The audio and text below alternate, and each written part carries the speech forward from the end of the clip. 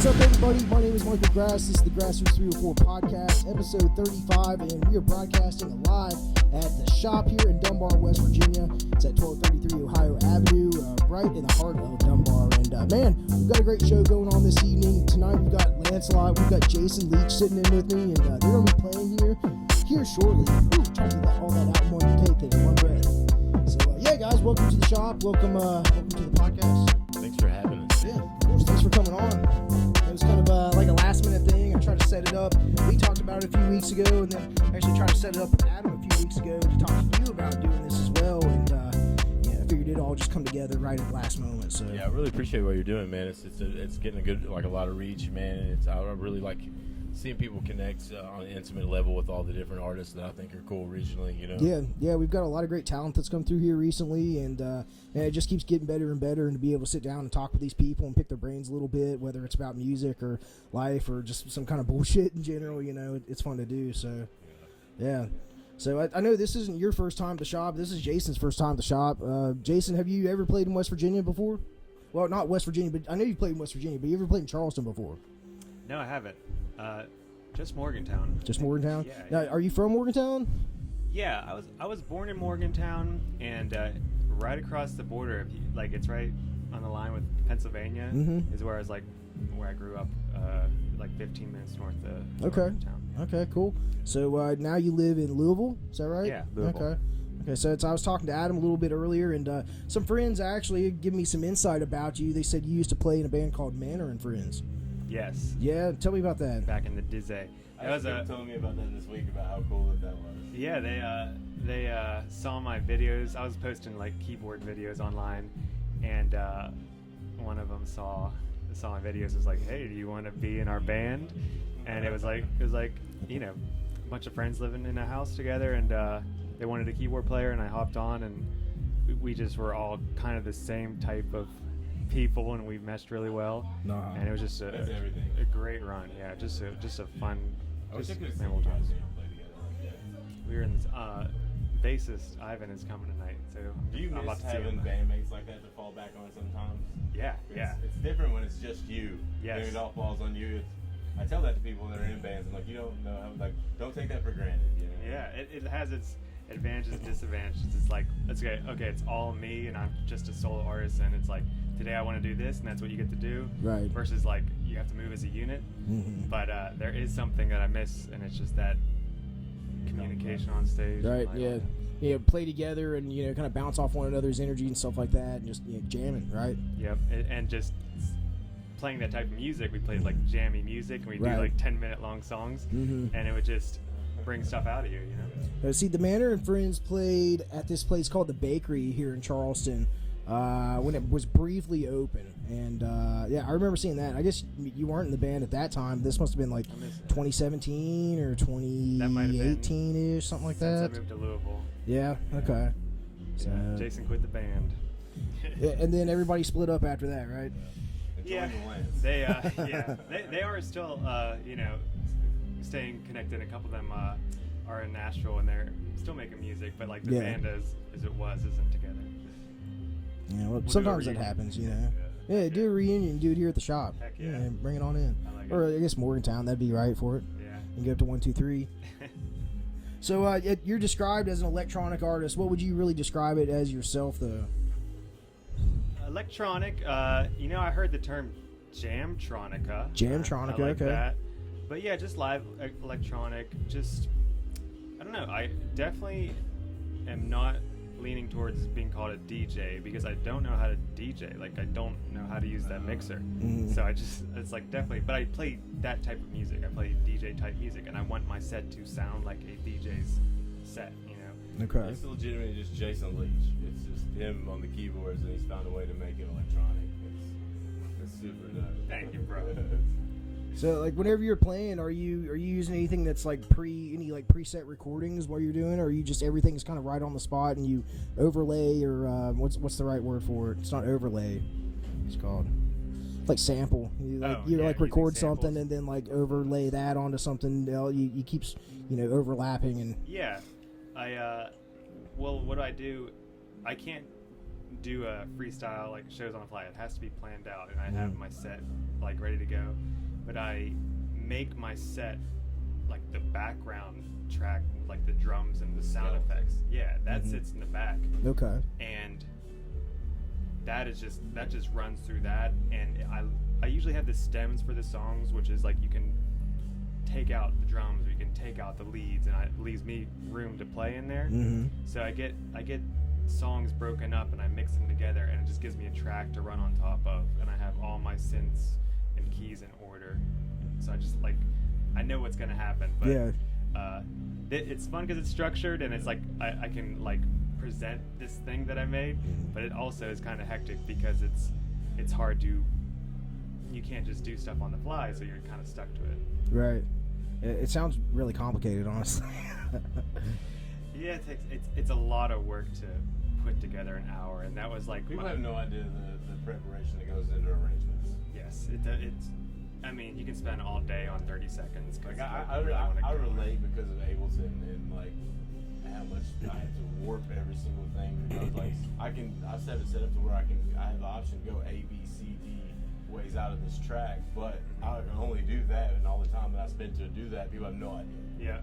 Yeah, and you can get stuck in, especially like when you're playing a structured set, like you do the same thing over and over again, and you're like, all right, this works, and you stick with it, and you never try anything new. Yeah. So like instead of just being like free with it.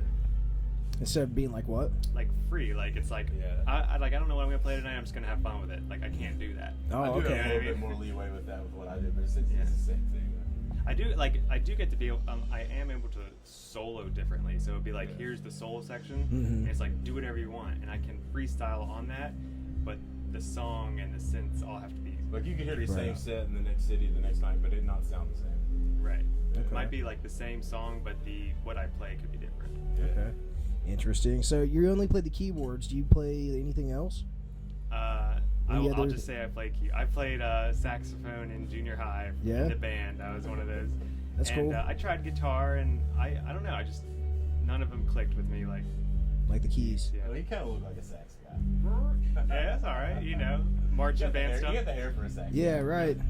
Sax hair. Yeah, like Kenny G vibe, but shorter hair. No. Just shorter hair and less curly, right? I just don't like with guitar. It was you gotta rip up your fingers, and you're kind of like playing, in a weird like way this and with your bending. ear. I was like, my hand is hurting from this.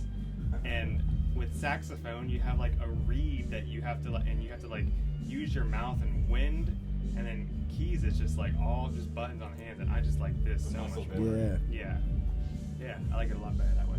That's cool. Now, would you say that playing like the keys or playing the piano would be simple for somebody to start out with if they're gonna want to start playing, rather than the saxophone?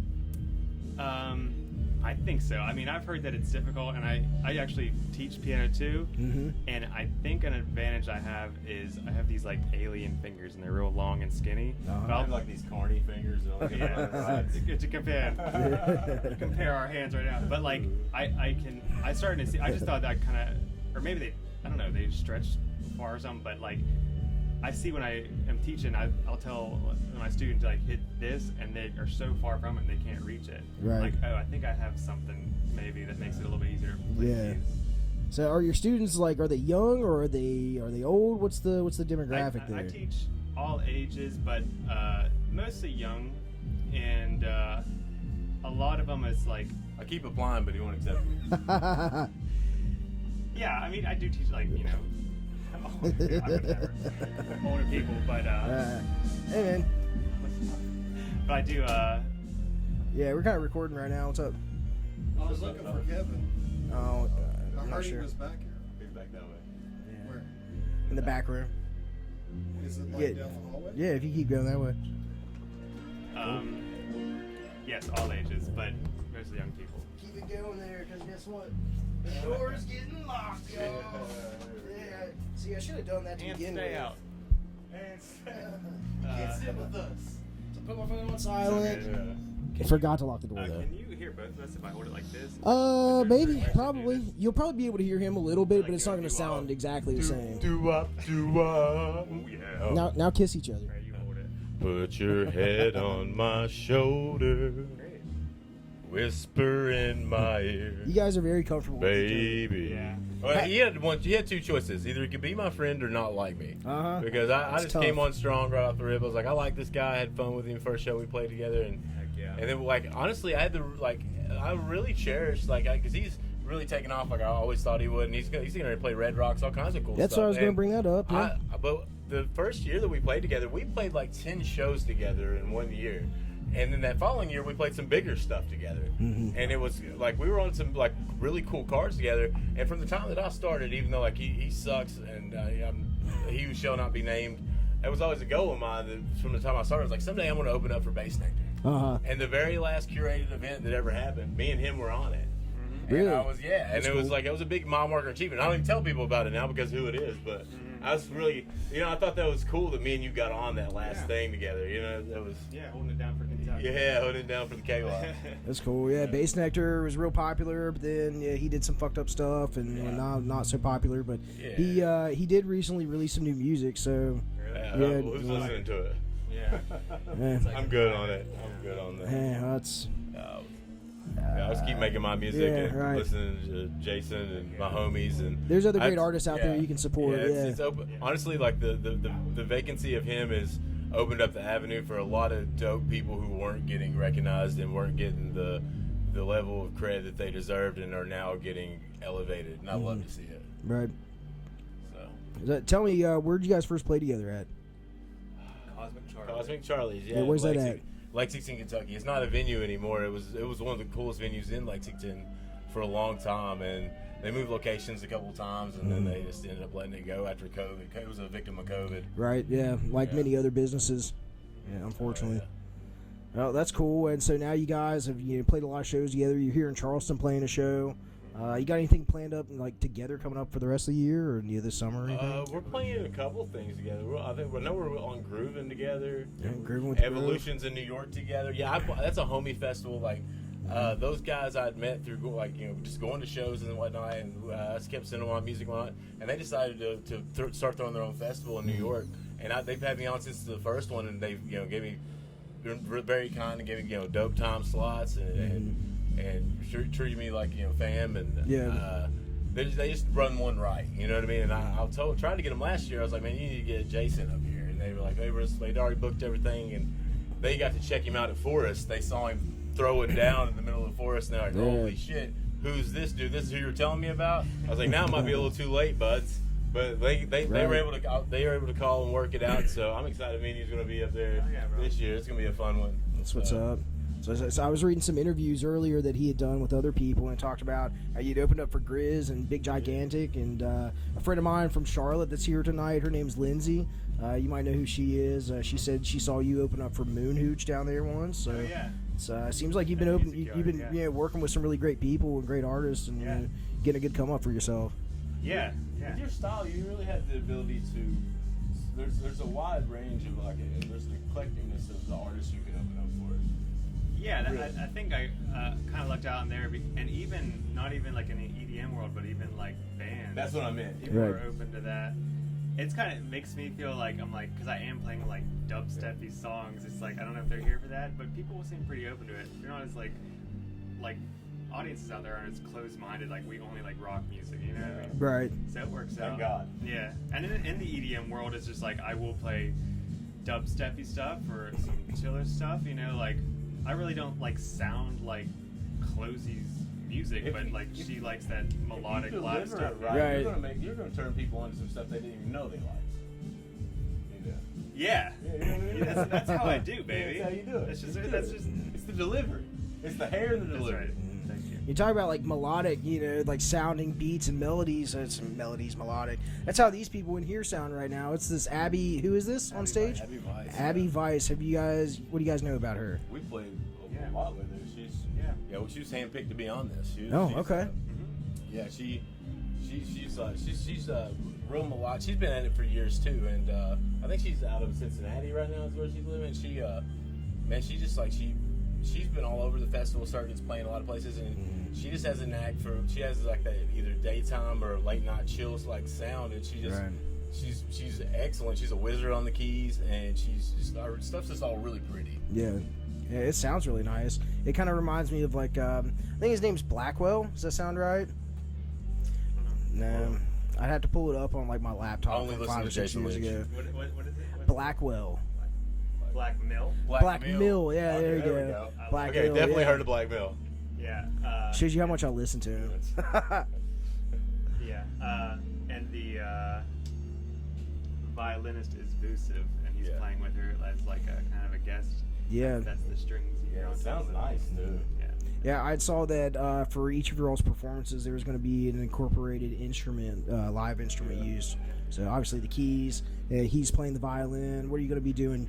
He's gonna be screaming into the mic. Well, I was going to have John Dose come down from Lexington come down and play the live drums, but it got moved to Saturday, and he has a Saturday recurring event that he hosts that goes on there called Lexington House Massive, and it's super successful, and that's just something you can't get away from. Right. Well, it's understandable. Yeah, but so I won't really have the live element to mine, besides the fact that I make all the stuff I play, and the instrumentation on it is pretty much all mine. So Okay. Have you guys like worked on any music together? Produced anything? yeah, we have a song together on my last EP I released. It's called Something Wicked. Okay. And, I think that was one of the first songs made for it. And I think I sat on it for like 2.5, 3 years before it finally came out. And it's one of my favorite songs that I've ever made. It's fun. Hey, you guys plan on doing anything in the future, maybe together? Heck yeah, we're always playing shows together, but we do need to jam and collaborate Like a on some live music. jam. Yeah. that's one thing about like this area of the country. It's like we kind of all know each other, you know, like as It's a artists. small It is. music scene, yeah. And like you can do a lot still, you know what I mean? But there's this was like if Abby's from Cincinnati, and then I came from West Virginia, and he's here in Kentucky. It's like you kind of are all around. Right. You learn who's doing what, you know. Yeah, and who you vibe with, you know. Right, yeah. Yeah, it makes a lot of sense when you have people that you vibe with and that you're comfortable with, and you know, obviously like you guys are really comfortable together. You can bullshit and joke around and stuff, but you know sometimes sometimes when it don't feel right, you know what I mean? Yeah, so it's good to know your tribe, know your people. Yeah, for sure. And It is, and there's something too with like, it's like, well, a lot of people, there's LA and then there's New York, and Denver's huge for like bass music. right. But it's just like, Appalachia is very multi-genre. yeah, you can get a little bit of everything. And Like I when- collaborate with like string musicians and stuff. Yeah. And when you hear somebody is into music or a musician around here, then you like, oh, versus just like, another musician. It's like a rare, an interesting thing to like meet somebody like that around this Yeah, town. I think it'd be cool to hear some kind of like electronic bluegrass mix going on, Yeah. sort of thing. I got a song It's a with new Ishi sound. Wooten that's like that. Oh yeah, Yeah, it's called Sean Step. Ishii. Yeah, he's been on the pod several times. Yeah, it's my dog. He's in 2 different bands: the Restless Leg String Band and Dark Moon Hollow. Yeah, very talented Check guy. out Moon Tricks. Noon Tricks. Okay. Bluesy, I wouldn't say bluegrass, but it's electronic. It's Okay. got that vibe. Trash grass. Trash grass. That's cool. Yeah, I give it a listen. I'm always up for new music, you know. So, what are you guys listening to right now? I know we got a few minutes left here, but what's on your Spotify or Apple Music whenever you turn it on? Oh man, music is such a big part of my day, and just all I do, and my only hobby.